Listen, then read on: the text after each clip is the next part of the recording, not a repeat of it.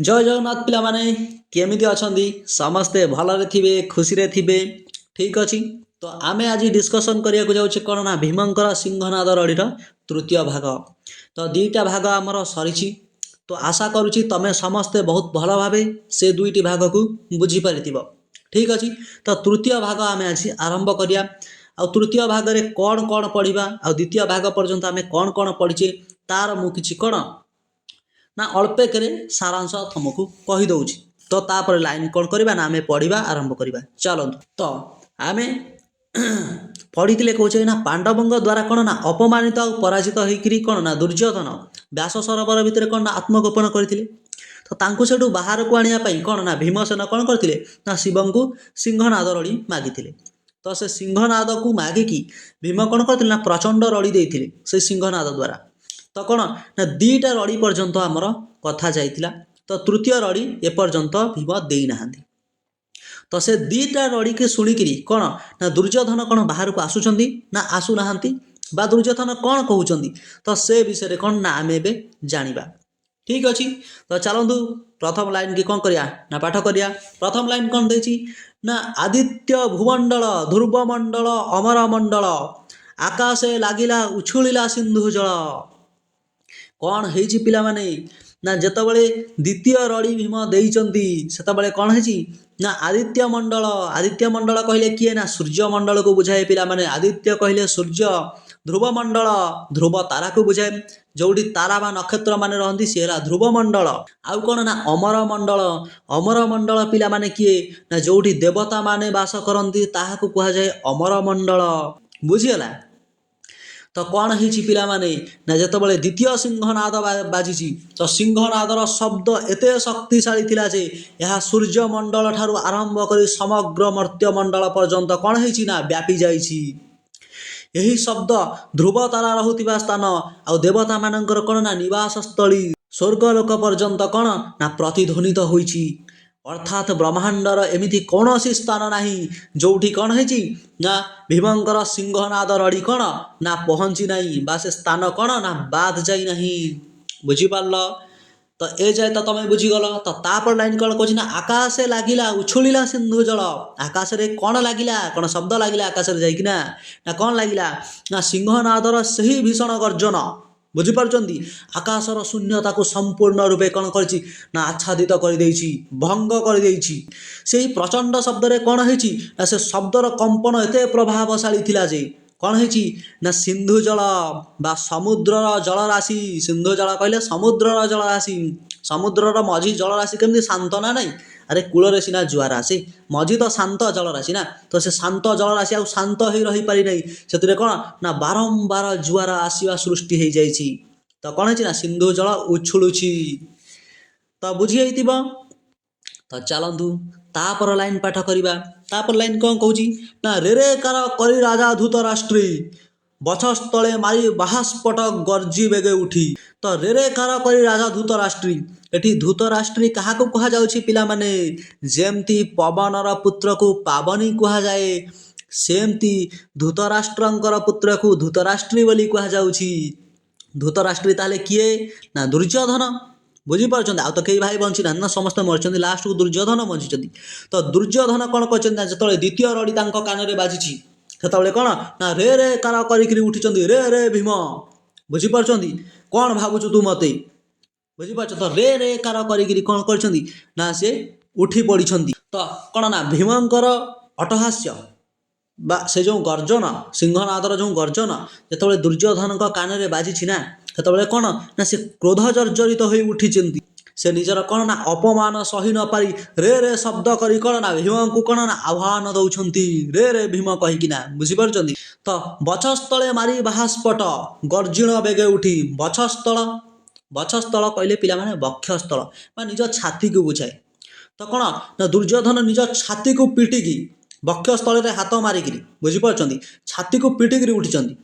तो बाहास्पट मारी बाहास्पट पिला माने कहा कहा जाय जानछन जेतबेले कौन ना गोटे पुरुष बा जो माने वीर अछंती बुझी पारुचंदी सेतबेले कौन ना निज छाती को एमती पिटंती बा निज शरीर को पिटिकी कौन ना आह्वान करंती कि आस मो सहित किए युद्ध करिया को चाहुच तो ताको बाहास्पट बोली कहा जाय। तो आई थिंक बुझी पारुथिबे। ତାପରେ ପଦ କ'ଣ ଦେଇଛି ନା ମହାଗହନ ନିଶ୍ୱାସ ବୁଲାଇ ବେନି ଡୋଳା ବେନି ଭୁଜେ ଆକ୍ରୋଶୀ ଧଇଲା କମଳା। କ'ଣ କହୁଛନ୍ତି? ମହାଗହନ ନିଶ୍ୱାସ ବୁଲାଇ ବେନି ଡୋଳା ବେନି ଭୁଜେ ଆକ୍ରୋଶୀ ଧଇଲେ କମଳା। କମଳା ଏଠି କାହାକୁ ଧରିଛନ୍ତି? ଆଉ କମଳା କିଏ? ନା ପିଲାମାନେ କମଳା ହେଲେ କ'ଣ ନା ମହାଲକ୍ଷ୍ମୀଙ୍କୁ କମଳା ବୋଲି କୁହାଯାଏ। ହେଲା, କମଳା ଏଠି ଆକ୍ରୋଶୀ କାହାକୁ ଧରିଛନ୍ତି? ଆକ୍ରୋଶୀର ଅର୍ଥ ମୁଁ ବୁଝେଇଥିଲି ସେକେଣ୍ଡ ଭିଡ଼ିଓରେ। ହେଲା, ତ ଆକ୍ରୋଶୀ କହିଲେ ଟାଣି କରି ଧରିବା। ହେଲା, ଟାଣିବା। ଆକ୍ରୋଶୀ କହିଲେ ଟାଣିବା। ହେଲା, ତ ଟାଣି କରି କାହାକୁ ଧରିଛନ୍ତି? ନା ଦୁର୍ଯ୍ୟୋଧନଙ୍କୁ। କାହିଁକି? ନା ଯେମିତି ମୁଁ ତୁମକୁ ପ୍ରଥମ ଭିଡ଼ିଓରେ ବୁଝେଇଥିଲି ଲକ୍ଷ୍ମୀ ଦୁର୍ଯ୍ୟୋଧନଙ୍କର କଥୋପକଥନ ଏଠି ସେୟା ଚାଲିଛି ପିଲାମାନେ। ଦୁର୍ଯ୍ୟୋଧନଙ୍କୁ ଲକ୍ଷ୍ମୀ ନିଜର ପୁତ୍ର ବୋଲି ମଣୁଥିଲେ। ବୁଝିପାରିଲେ? ତ ଯେମିତି କ'ଣ ନା ଦ୍ୱିତୀୟ ରଡ଼ି ଯେତେବେଳେ କ'ଣ ନା ଭୀମ ଦେଇଛନ୍ତି ସିଂହନାଦରେ, ତ ଲକ୍ଷ୍ମୀ କ'ଣ ହେଲେ? ଯେହେତୁ ଗୋଟାଏ ମାତା ତାହାର ପୁତ୍ର ପ୍ରତି ବାତ୍ସଲ୍ୟ ମମତା ଭାବ ଆସିଥାଏ, ସେମିତି କ'ଣ ନା ଦୁର୍ଯ୍ୟୋଧନଙ୍କୁ କ'ଣ ନା ସେ ଜାଣିପାରିଲେ କି କ'ଣ ନା ଦୁର୍ଯ୍ୟୋଧନ ନିଶ୍ଚିନ୍ତ ଏଥର ମୃତ୍ୟୁବରଣ କରିବ। ହେଲା, କାହିଁକି? ନା ଦୁର୍ଯ୍ୟୋଧନ ଉଠିଲା ଭୀମ ସିଂହନାଦ ଦେଲା। ତ ସେ କ'ଣ ନା ଆକ୍ରୋଶିକରି ଟାଣି ଧରିଲେ। ତ ପ୍ରଥମ ପଦଠାରୁ ବୁଝିବା ଆରମ୍ଭ କରିବା। ମହାଗହନ ନିଶ୍ୱାସ କହିଲେ କ'ଣ? ମହାଗହନ ନିଶ୍ୱାସ ବୁଲାଇ ବେନି ଡୋଳା। ତ ଆର ଅର୍ଥ କ'ଣ ହେଉଛି? ନା ସିଂହନାଦର ଭୟଙ୍କର ଗର୍ଜନ ଶୁଣି ମା ଲକ୍ଷ୍ମୀ ଅତ୍ୟନ୍ତ ଆତଙ୍କିତ ହୋଇପଡ଼ିଛନ୍ତି। ତାଙ୍କର ନିଶ୍ୱାସ ପ୍ରଶ୍ୱାସ ଅତି କ'ଣ ନା ଗଭୀର ଓ ଦ୍ରୁତ ହେବାକୁ ଲାଗିଛି। ଦୁଇଟି ଯାକ ଡୋଳାକୁ କ'ଣ ନା ଯେମିତି ଜଣେ ମା ନିଜର ସନ୍ତାନ ଉପରକୁ ବିପଦ ମାଡ଼ି ଆସୁଥିଲେ ଦେଖି ଯେପରି ଭୟରେ ଚାରିଆଡ଼କୁ ଚାହାନ୍ତି, ମା ଲକ୍ଷ୍ମୀ ମଧ୍ୟ ସେହିପରି ନିଜର ଦୁଇ ଯାକ ଡୋଳା ଆଖି ଡୋଳାକୁ ବୁଲାଇ ଆତଙ୍କିତ ଭାବେ ଚାହିଁଛନ୍ତି। ବେନି ଭୁଜେ ଆକ୍ରୋଶୀ ଧଇଲେ କମଳା। କମଳା ଏଠି କାହାକୁ ଧରିଛନ୍ତି? ମୁଁ ଯେମିତି କହିଲି କ'ଣ ନା ମା ଲକ୍ଷ୍ମୀ କ'ଣ ନା ନିଜର ପୁତ୍ର ଦୁର୍ଯ୍ୟୋଧନକୁ କ'ଣ ନା ଆକ୍ରୋଶିକରି ଟାଣିକି ଧରିଛନ୍ତି କି ବାବୁ ଦୁର୍ଯ୍ୟୋଧନ ତୁ କ'ଣ ନା ବାହାରକୁ ବ୍ୟାସ ସରୋବର ବାହାରକୁ ତୁ ଯା ନା। କାହିଁକି? ନା ଯଦି ତୁ ଯିବୁ ତୋର ମୃତ୍ୟୁ ସୁନିଶ୍ଚିତ। ତତେ କେହି ବଞ୍ଚେଇ ପାରିବେ ନାହିଁ। କାହିଁକି? ନା ଯାହାଙ୍କ ପକ୍ଷରେ ସ୍ୱୟଂ ନାରାୟଣ ଅଛନ୍ତି, ତ ତାଙ୍କଠାରୁ ତୁ କେମିତି ଜିତିପାରିବୁ? ତ ତୁ ଯା ନା ବାବୁ। ତାପର ଲାଇନ୍ ଆମେ ପଢ଼ିବା। ଆରେ ଆରେ ଦୁର୍ଯ୍ୟୋଧନ ଅପାର ପ୍ରତିଜ୍ଞା ଯେ କଲୁ ବାବୁ ବୋଇଲୁ ଯେ ଭୀମର ସାତ ରଡ଼ି ସହିବୁ। ଏଠି ଆରେ ଆରେ ଦୁର୍ଯ୍ୟୋଧନ କିଏ କହୁଛନ୍ତି? ନା ମହାଲକ୍ଷ୍ମୀ କହୁଛନ୍ତି କି ଆରେ ଆରେ ଦୁର୍ଯ୍ୟୋଧନ ଅପାର ପ୍ରତିଜ୍ଞା ଯେ କଲୁ ବାବୁ। ଆରେ ବାବୁ ଦୁର୍ଯ୍ୟୋଧନ ତୁ କ'ଣ କଲୁ? ନା ବହୁତ ସାରା ପ୍ରତିଜ୍ଞା କଲୁ। କ'ଣ ନା ମୋତେ ବହୁତ ପ୍ରତିଜ୍ଞା କରି କହିଥିଲୁ କ'ଣ ନା ଭୀମର ତୁ ସାତ ରଡ଼ିକି ସହିବୁ। କାହିଁକି? ନା ମହାଲକ୍ଷ୍ମୀ ଜାଣିଥିଲେ ନିଶ୍ଚିନ୍ତ କ'ଣ ନା ନାରାୟଣ ସିଂହନାଦକୁ କ'ଣ ନା ଆଣିକିରି କହିବେ ଭୀମକୁ ବଚା ବୋଲି। ତ ମହାଲକ୍ଷ୍ମୀ କ'ଣ କହିଥିଲେ? ନା ତୁ ଭୀମର ସାତ ରଡ଼ି ସହିବୁ। କହ ମୋତେ 3 ରଡ଼ି ପର୍ଯ୍ୟନ୍ତ ମହାଦେବ ଦେଇଛନ୍ତି। ମହାଲକ୍ଷ୍ମୀ କ'ଣ ନା ଦୁର୍ଯ୍ୟୋଧନକୁ କହିଥିଲେ ତୁ 7 ରଡ଼ି ଯାଏ ସହିବୁ। ତ ମହାଲକ୍ଷ୍ମୀ କ'ଣ କହୁଛନ୍ତି? ନା ମୋତେ ପ୍ରତିଜ୍ଞା କରିଥିଲୁ ତୁ 7 ରଡ଼ି ଯାଏ ସହିବୁ। ଏଇ 2ଟା ରଡ଼ିରେ କ'ଣ ନା ତୁ ଏତେ ବ୍ୟତିବ୍ୟସ୍ତ ହୋଇପଡ଼ିଲୁ ଯେ କ'ଣ ନା ଯୁଦ୍ଧକୁ ବାହାରୁଛୁ, ତୁ ରହିଯା।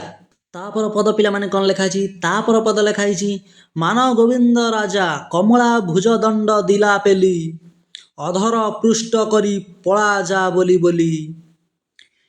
ତ ମାନଗୋବିନ୍ଦ ତ ତମେ ମାନେ ସମସ୍ତେ ଜାଣିଛ। ମାନଗୋବିନ୍ଦ ମାନେ କ'ଣ? ଦୁର୍ଯ୍ୟୋଧନ ଜାଣିଛ। ମାନଗୋବିନ୍ଦ ରାଜା କ'ଣ କଲେ? ନା କମଳା ଭୁଜଦଣ୍ଡ ଦିଲା ପେଲି। ଯେଉଁ ଭୁଜଦଣ୍ଡରେ କ'ଣ ନା ଯେଉଁ ହାତରେ କମଳା କହିଲେ ମା ଲକ୍ଷ୍ମୀଙ୍କୁ ବୁଝାଉଛି। ଲକ୍ଷ୍ମୀ ଯେଉଁ ହାତରେ ତାକୁ ଧରିଥିଲେ କି ତୁ ଯା ନା ବୋଲି, ସେ ହାତକୁ କ'ଣ କଲା ନା ପେଲି ଦେଲା। ମା ଲକ୍ଷ୍ମୀଙ୍କ ହାତକୁ କ'ଣ ନା ଦୁର୍ଯ୍ୟୋଧନ ପେଲି ଦେଇଛି। ପେଲି ଦେଇ କ'ଣ କହୁଛି? ନା ଅଧର ପୃଷ୍ଟ କରି ପଳା ଯା ବୋଲି ବୋଲି। ଅଧର ପୃଷ୍ଟ କରି ପିଲାମାନେ କ'ଣ? ଅଧର ପୃଷ୍ଟ, ଅଧର କହିଲେ ଓଠକୁ ବୁଝାଏ। ଅଧର ପୃଷ୍ଟ କରି ପିଲାମାନେ ଓଠକୁ ରାଗ ଜର୍ଜରିତ ହୋଇ ଓଠକୁ କ'ଣ ନା ଚାପି ଧରି। କାହିଁକି? ନା ଭୀମ ଯେତେବେଳେ ସିଂହନାଦ ରଡ଼ି ଦେଉଛି ସେତେବେଳେ କ'ଣ ନା ଆଉ କ'ଣ ନା ଲୁଚିକିରି ରହିବାକୁ ଚାହୁଁନାହିଁ ଦୁର୍ଯ୍ୟୋଧନ। କାହିଁକି? ନା ଯିଏ କ୍ଷତ୍ରିୟ ହେଇଥାଏ, ସେ ଆଉ ଜଣେ କ୍ଷତ୍ରିୟର ଡାକରାକୁ କେବେ ସହିପାରେନି। ସେ ବାହାରିକି ଯୁଦ୍ଧ କରିବାକୁ ଯିବା କଥା ହିଁ ଯିବ।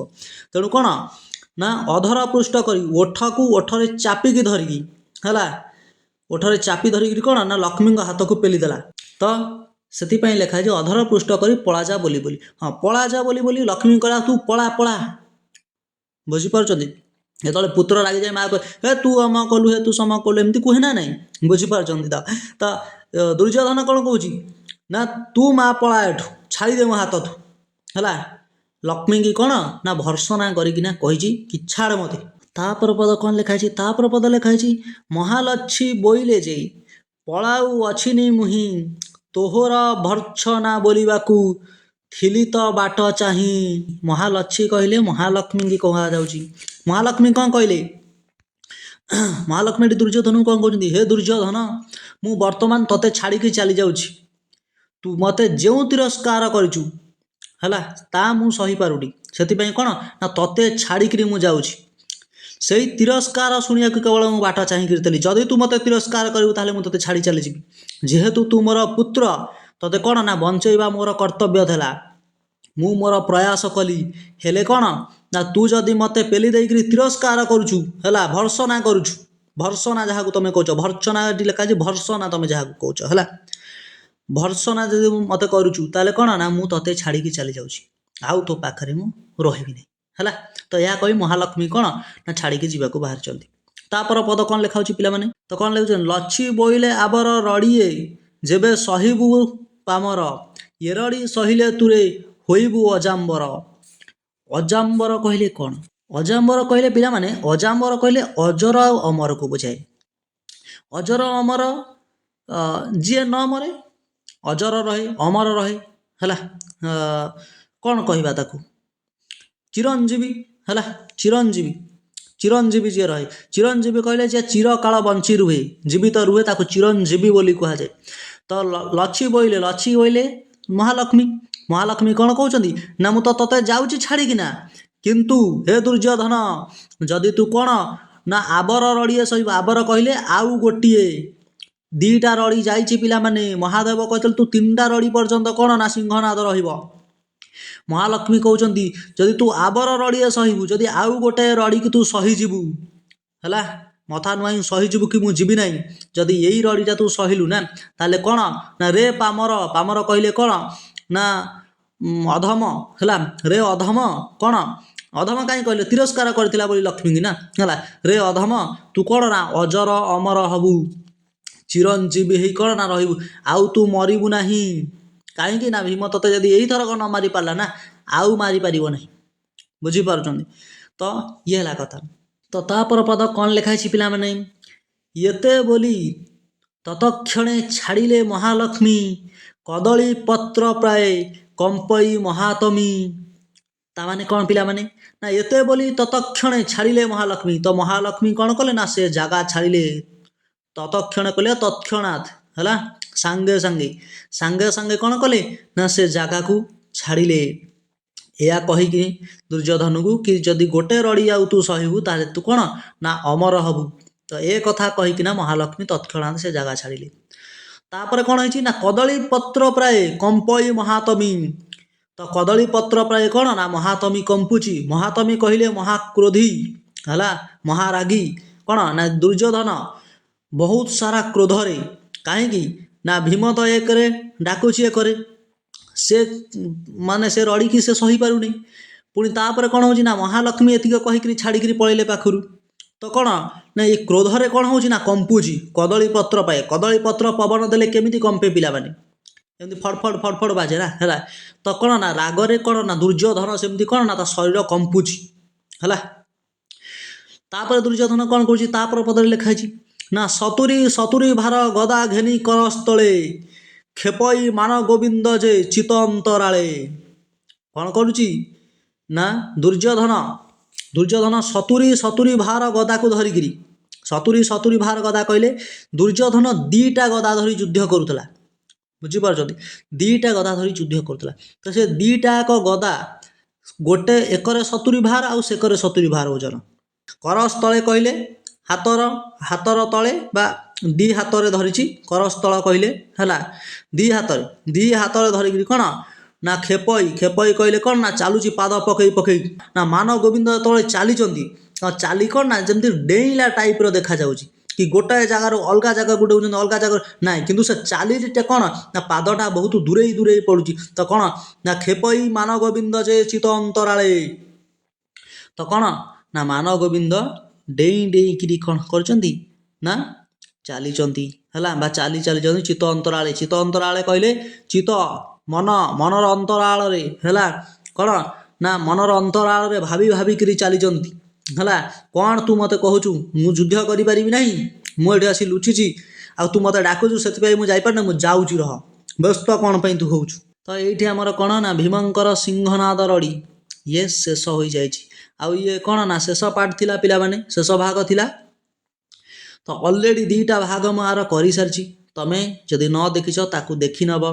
ଭଲ ଲାଗିଲେ ନିଶ୍ଚିନ୍ତ ଲାଇକ୍ ଆଉ ସବସ୍କ୍ରାଇବ୍ ତମେମାନେ କରିବ, ମୋର ଆଶା ଅଛି।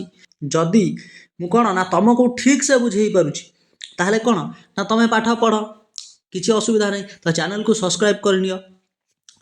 ଯେବେ ତମେ ଏ ଚ୍ୟାନେଲକୁ ଆସିବ ତମକୁ ଏମିତିଆ ସବୁଠୁ ଭଲ ଭଲ ଭିଡ଼ିଓ ମିଳିବ। ଆଉ ମୁଁ ଚେଷ୍ଟା କରୁଛି କି ଲାଇଫ୍ ସାଇନ୍ସର କ୍ଲାସ୍ ବି କରିବା ପାଇଁ। ଓକେ, ତ ଲାଇଫ୍ ସାଇନ୍ସ ପିଲାମାନଙ୍କର ବହୁତ ସାରା ଡାଉଟ୍ ଥାଏ। ମୁଁ ଯେତିକି ଜାଣିଛି 10ମ ଶ୍ରେଣୀରେ ପିଲାମାନଙ୍କର ବହୁତ ସାରା ଲାଇଫ୍ ସାଇନ୍ସ ଡାଉଟ୍ ଥାଏ। ତ ଦେଖିବା ଆଗକୁ ନିଶ୍ଚିନ୍ତ କ୍ଲାସ୍ ତମ ପାଇଁ ଆସିବ ଗୋଟେ ପରେ ଗୋଟେ। ଏବେ ମୁଁ କ'ଣ ନା 8ମ ଶ୍ରେଣୀର ଅଙ୍କ କ୍ଲାସ୍ କରିସାରିଛି, ଆଉ ଇଏ 10ମ ଶ୍ରେଣୀର 10th କ୍ଲାସ୍। ଠିକ୍ ଅଛି, ତ ଆଗକୁ ଲାଇଫ୍ ସାଇନ୍ସ କ୍ଲାସ୍ ବି ଆମେ ଆଣିବା।